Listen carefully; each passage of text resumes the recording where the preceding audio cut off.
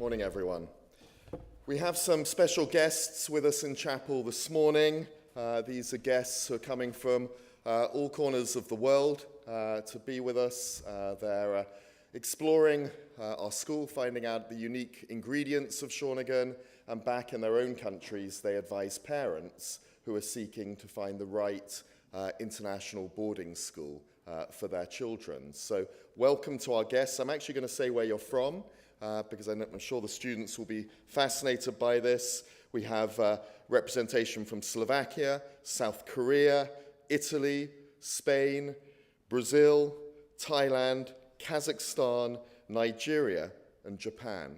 And they've met this morning in Mitchell Hall with us. They've had guided tours. They're sitting amongst you in your houses for the Real House experience.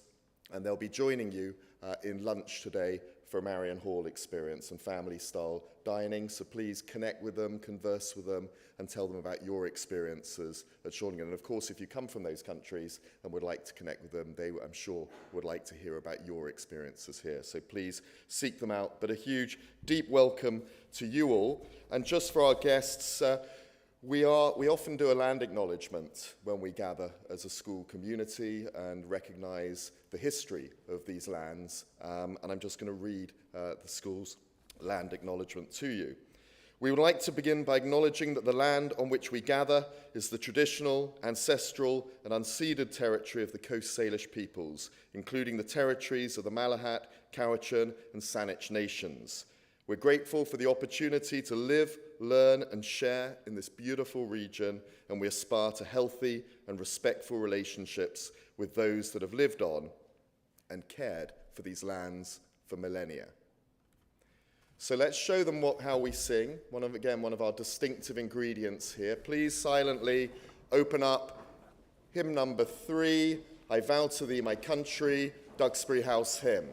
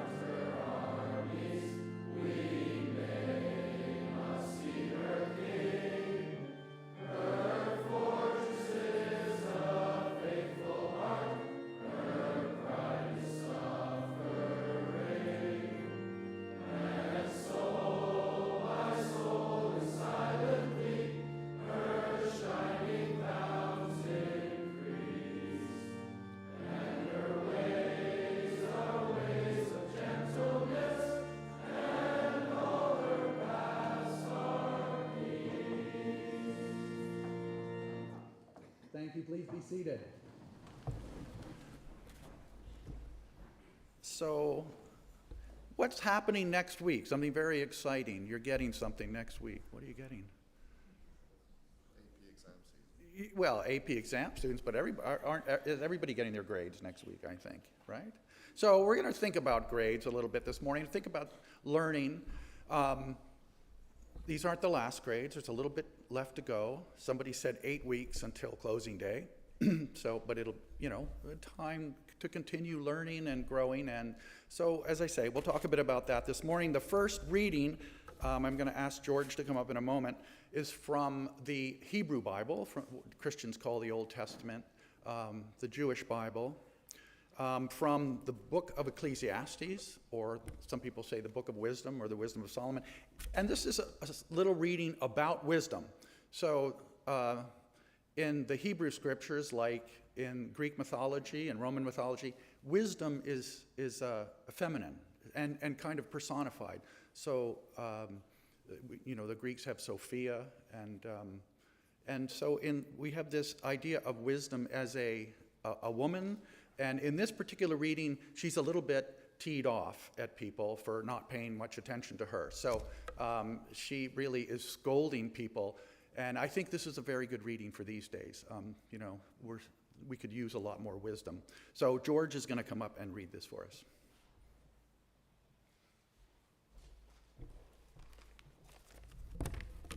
Wisdom cries out in the street. In the squares, she raises her voice. At the busiest corner, she cries out. At the entrance of the city gate, she speaks. How long, O simple ones, will you love being simple?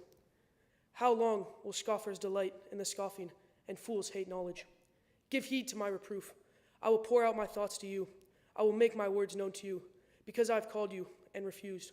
I have stretched out my hand, and no one heeded, and because you have ignored all my counsel, and would have none of my reproof. I also laugh at your calamity.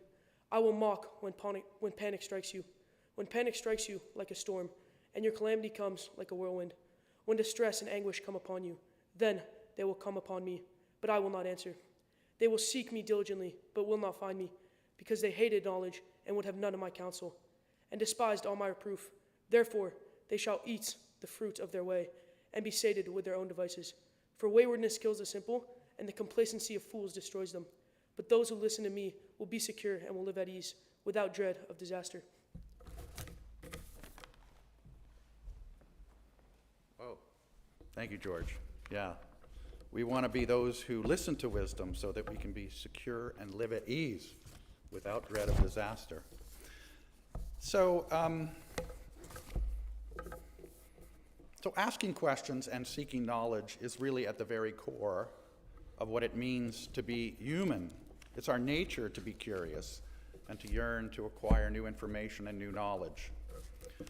And when we stop asking questions, when we stop being curious, of course, we stop learning, and when we stop learning, life kind of comes to a halt. But learning doesn't always feel like a great adventure. And I wonder if we feel enough excitement, real excitement about gaining new insights and acquiring new information and understanding things in a new way. And if that's so, then it's possible we may be missing out on one of life's really great pleasures. And this is, of course, during a time when you all are, learning is your primary role, your primary job. So I know every class isn't going to be a thrilling experience. Or is it? Is every class a thrilling experience?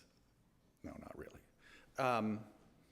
But if we aren't engaged, if we don't go into classes, at least trying to be engaged, then they'll never be thrilling experiences. And I know some of your classes are really times of real pleasure. I almost hate to say it because it sounds so trite, but I will say it anyways. There's a direct relationship between our enjoyment of learning and our attitude towards our classes. So another way of saying the same thing, that it's our attitude really towards learning that is going to affect the experience that we have and whether we enjoy, how much we enjoy it. So we talk here a lot about structure, discipline, consistency in our work, and that's really as it should be. It's very important. We need to focus on hard work in order to accomplish all the things that we need to accomplish. However, underneath that discipline, there are deeper, richer motives and deeper, richer energies that we can tap into and that we should tap into if we're going to make this time at Shawnigan, this educational experience, as good as it can be. So joy, for example, is an elusive but extremely important part of learning. I've talked about this before, some of you will remember. If we're really learning, if our minds are fully engaged, if we come to the end of every day having at least used our brains a little bit, then we can begin to experience education not as a burden, but as a pleasure. And I know some of you already have this experience. And if we aren't open to joy, I really think if we're not open to joy, then we can't be open to learning either. Watch a small child explore the world, crawl on furniture, stomp her feet in a mud puddle, feed a group of ducks. There's no greater image of joy than that. Do you agree? Yeah. And for a child, there's no real distinction between playing and learning. Jesus said in order to experience heaven, we have to become like little children. I would say that the same is true of learning. That learning happens when we approach the world with the openness, awe, and excitement of a little child. So joy is an essential component of learning, and so is hope. One of my colleagues once told me that he wants to remain in the classroom for as long as possible because he said there is no place where he experiences more a hope in the future. And it's not, I think, not possible again to learn without hope. Hope that we can continue to become better, smarter, more compassionate people. Without hope, education kind of becomes meaningless. It becomes a burden, just something else to do while we're waiting for the next thing to happen. With hope, education can become the adventure that it is meant to be. And it can lead us to places where we don't even yet know exist. Even if the hope we feel is hope that we won't fall asleep in our next class, at least that's a beginning. The secret to our success has a lot to do with our ability to be disciplined and hardworking people, but discipline without passion, without joy, and without hope can only take us so far. Is any of this making sense? So how do grades fit in? Well, I'm just going to finish by suggesting 3 things to do with your grades. I know what you're thinking, that's not one of the things I'm going to suggest. Here are 3 things to do with your grades. Celebrate them. Your grades represent your work over the past couple of months, and even if they're lower than you had hoped, they're a record of your work and your progress. So it's a time to celebrate your progress, how far you've come since the beginning of the year. Secondly, consider them an invitation to do better. All your teachers spend a great deal of time and effort preparing your grades. None of them do so to make you feel bad about yourself. At least I've never known that to be the case. Grades are first and foremost feedback to you, indications of where your strengths and weaknesses are and where you need to grow. And finally, move on from your grades. Whether they're good or bad, they're benchmarks, they're snapshots. And once you get them, they're over, they're done. And it's a new day. You're into a new term with new opportunities. So, grades aren't something to hold on to. Grades are something to celebrate, learn from, and move on. They tell everyone, your parents and your guardians, your prospective universities, the staff who are supporting and caring for you, how you are doing. But primarily, they are for you. They're a way of you getting a sense of where you are and where you perhaps can grow. Grades aren't a judgment on you as a person. You can improve, and in fact, if you're open and willing to put in the effort, as you very well know, to approach learning with passion, hope, and joy, you will improve. It's all up to who? You, yeah, exactly. And now I'm going to invite, it's my great pleasure to invite Sour Candy to come up, and Mark is going to introduce the song that they're going to play for you. Sour Candy.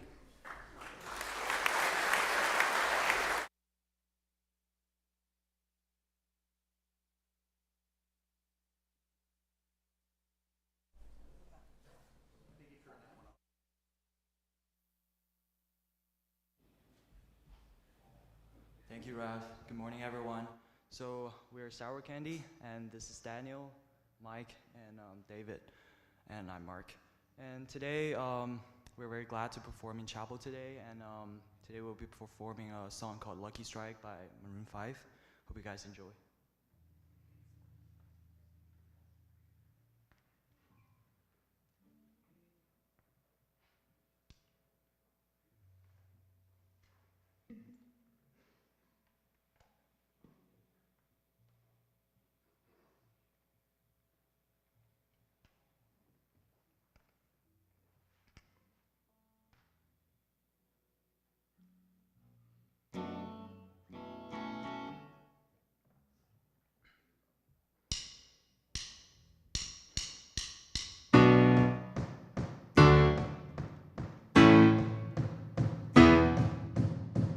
such a motivator, gotta get your way. So sick of saying yes sir, yes sir. You're such an instigator, wanna play the game. Take it or leave it, that's sir, that's sir. And I can't wait another minute, I can't take another day. My heart is stopping, my eyes are wide, 1 in a million, my lucky strike. She said goodbye and then she dropped me. She got me, she got me, she got me back. She said goodnight and then she left me. On my mind, I'm not, this is what it sounds like. Lucky strike, lucky strike. I'm counting, I feel alive. Stuck in an elevator, take me to the sky, and I don't wanna say bye, say bye. She said I'll see you later, and then she said goodbye. She made me wanna cry now, right now. But I can't wait another minute. I can't take the look she's getting. I feel alright, 1 in a million, my lucky strike. She said goodbye and then she dropped me, but she got me, she got me, she got me back. She said goodnight and then she left me.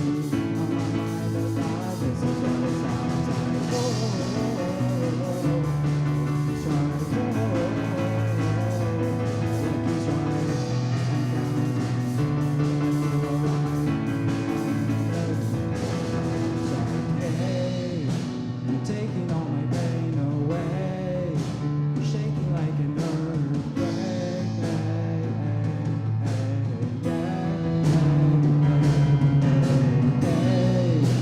Taking all my pain away, shaking like an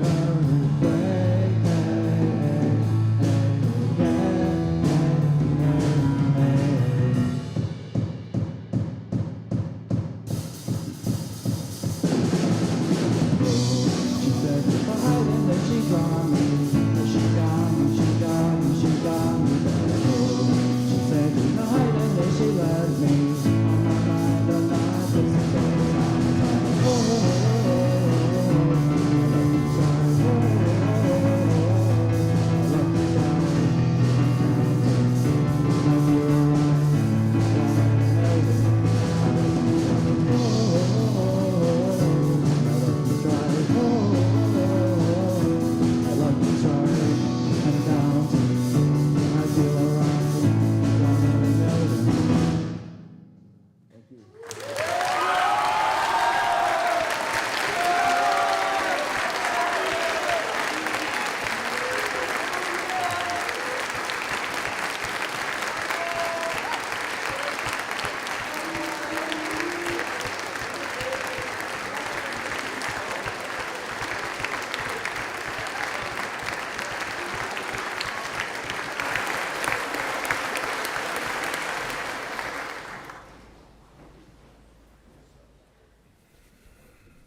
Sour candy.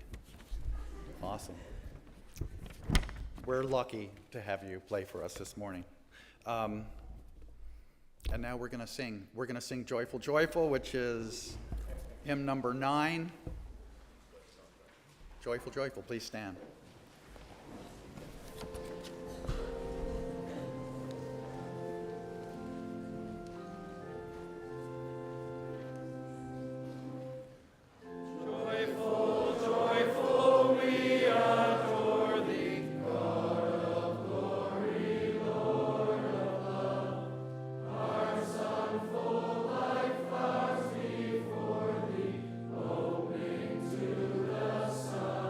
Above.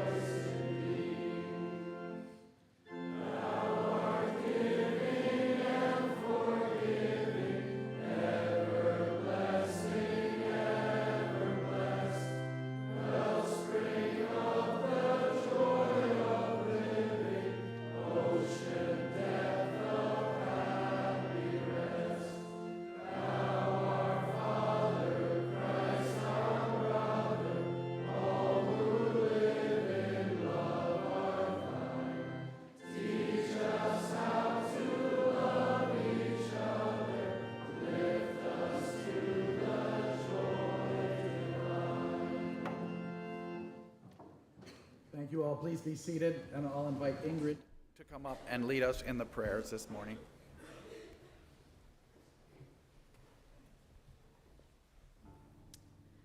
We pause to think about those in need in our families and in the world. Please respond to the bidding, Lord, in your mercy, with hear our prayer. We pray an end to war, violence, oppression, and discrimination, and we pray for ourselves that we might be peacemakers and advocates for the powerless. Lord, in your mercy, we pray for those who use their intellectual abilities to research cures for illness, for medical professionals who devote their lives to healing. Lord, in your mercy, we pray for those who are ill, mentally, physically, or spiritually. We especially remember those among our family and friends who are struggling with health issues. Lord, in your mercy, we pray for the students, alumni, staff, administration, and governors of Shawnigan Lake School, that we might continue to find ways to grow as a community of learners. Lord, in your mercy, today we pray especially for our head of school, Mr. Lamont, who celebrates his birthday this week, for his health and well-being, and that he would find hope and joy in all that he does. Lord, in your mercy, we take a brief moment to consider any other needs in our hearts. Lord, in your mercy,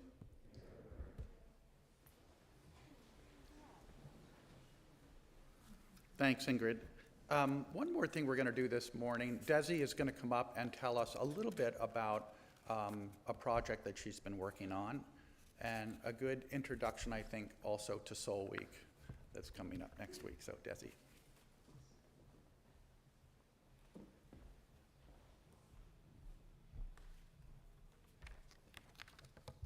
Good morning.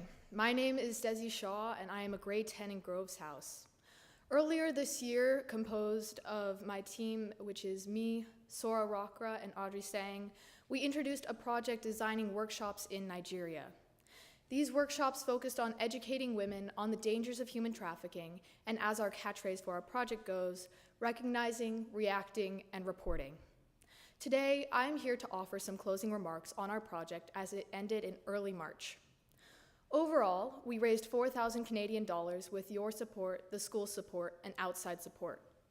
We designed a packet for a workshop that will be implemented in late June and run 3 times in our partner community, the Guru community in Bauchi State, Nigeria. The workshops will be taught to groups of 10 to 15 young women over a period of 30 minutes and will entail activities such as how to react and report dangerous situations and give the young women materials to contact authorities when they are in trouble. Our project aims to build confidence in these young women, as they deserve to feel safe and protected in their day-to-day lives, as we all do. This project would not have been possible without your support. Throughout this year, you have all been interested, engaged, and supported our project through raising funds and awareness, and I am so thankful. At the beginning of this project, I mentioned that if we have the capability to create change, then it is our responsibility to do so, and you have done that. Thank you for your support, your contribution, your kindness, and ability to create change. You have shifted the lives of many, and I hope you continue to do so. If you are interested in hearing more about this project, I will be presenting on it for solo on Monday. Thank you very much.